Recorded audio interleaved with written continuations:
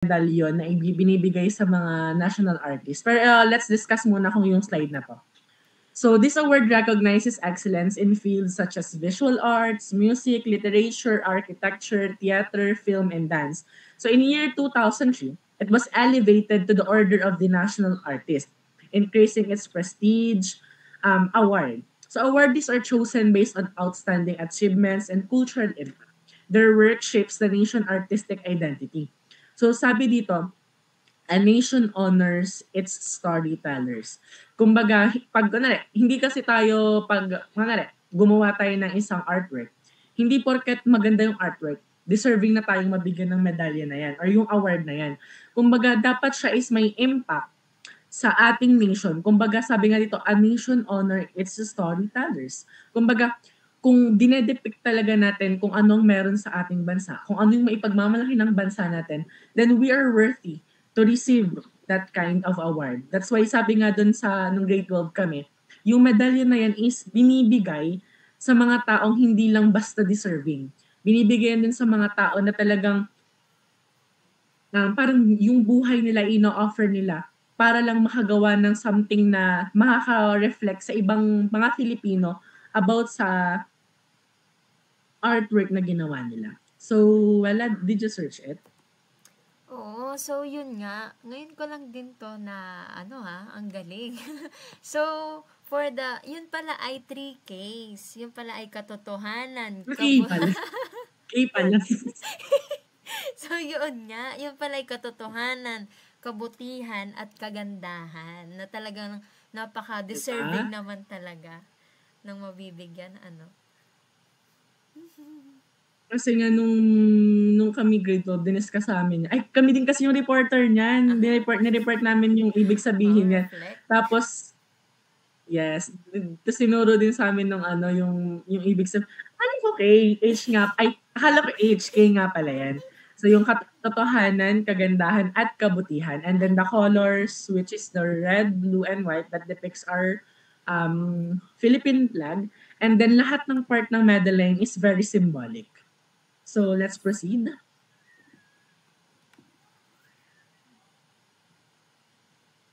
Great artist becomes cultural pillars. Dito sa slide na to, napapakita talaga yung mga individuals na naghubog ng Philippine art history. Each artist contributed masterpiece that defined generations. Yung styles nila, ideas nila, and even innovations nila nag-represent talaga ng Filipino creativity. Studying them helps us understand how art evolves through time.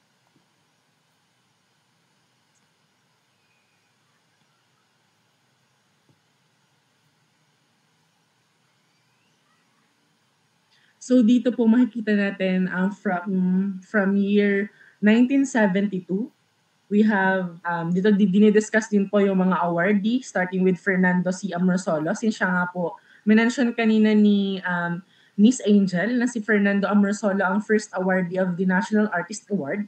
That's why sa kanya nag-start yung roster of the National Artist.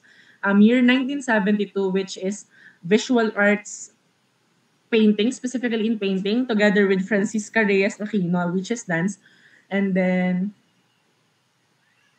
yan, meron sunod lang din po, 1981, hanggang sa 1997, hanggang sa 2003, and then the 2018, and yan, doon na po nag-end sa year 2008 kay Kidlat Tahimek, which is film and broadcast art. So dito po is with various categories is nakapag-recognize na po ang ating bansa ng different awardees sa different categories. That's why dito sinasabi na talaga ang mga Pilipino ay talented. Diba? At ano masasabi mo, Wela, na sobrang daming awardee na pala ng national artist?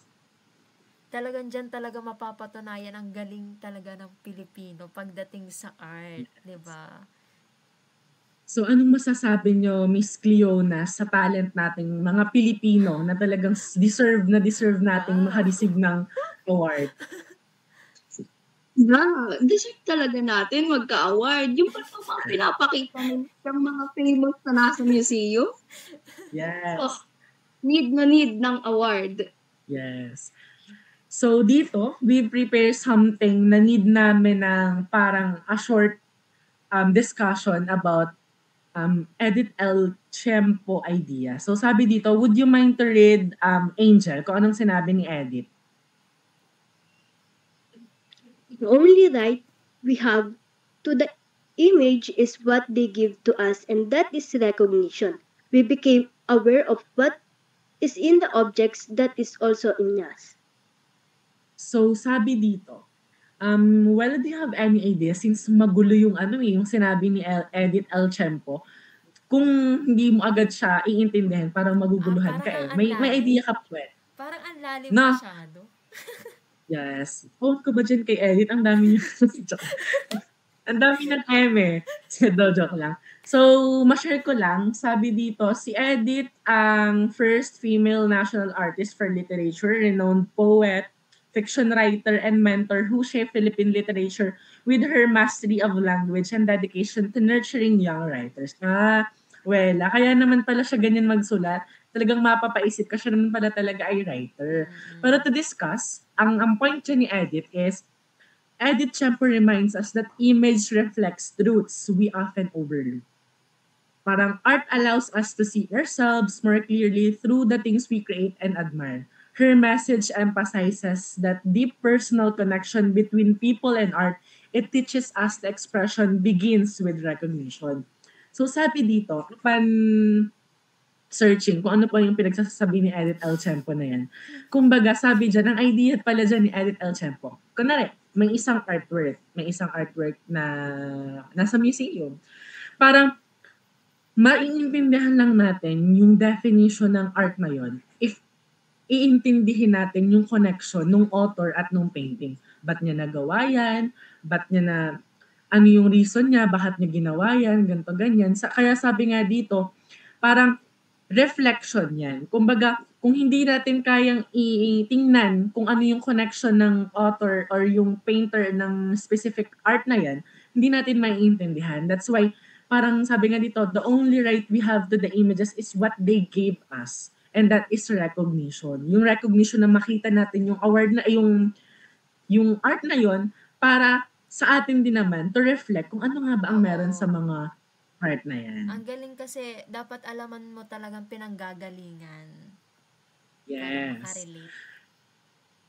So, may nagtataas ng kamay. May nagtataas ng kamay. Sino yan? Ba yan? Ang galing Okay, nagtataas ng kamay si Mea. Okay, may idea yata si Mea. Okay, let's hear idea ni Mea about baka may iba siyang view Okay, go. Mea, go.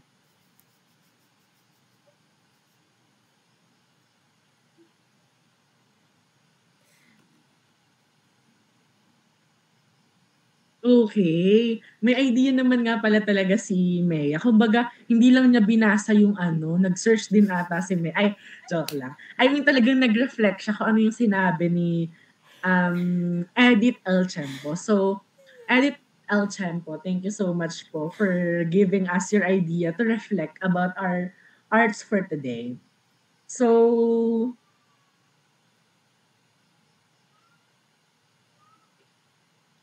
So dito na po nag-end ang aming discussion about our assigned topic with our group, which is our group 6. Before we formally close our discussion, Miss Angel, We end with a tribute to the passion and brilliance of our national artists. their creativity inspire us to express our own voices and celebrate Filipino identity. Art continues to grow because we continue to imagine and create. Miss Wala?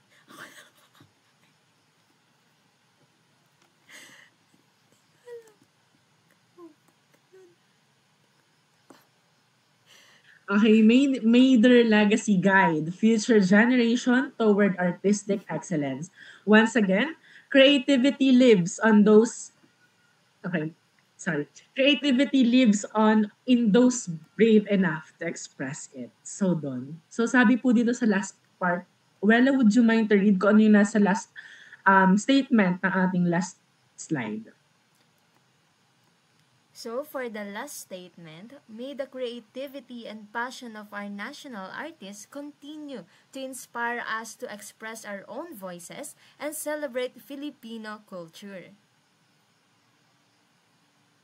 So dito pa lang challenge na tayo na sana daw yung passion at creativity ng mga national artists natin is mag-continue at hindi mag-stop bilang tayo ang ang nasa generation natin ngayon. Kumbaga need natin i-continue yung kanilang journey as a national artist and worth giving for that award. So before we formally close, I am your art explorer Echo, Jericho Mahalalet.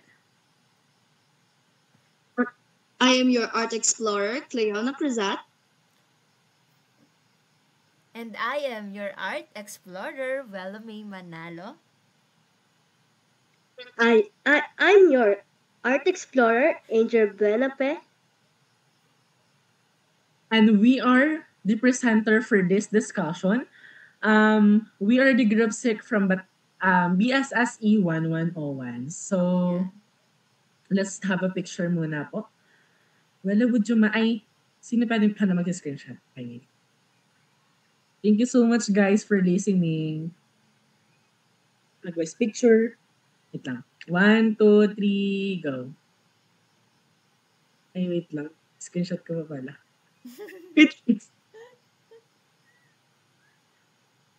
Isa pa guys, isa pa. 1, 2, 3.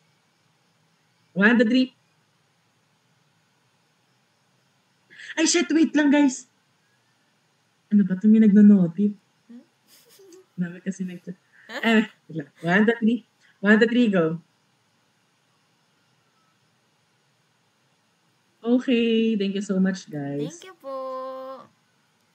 Thank you so much po. You. Pwede na pong mag-end. Hi, end ko kayo.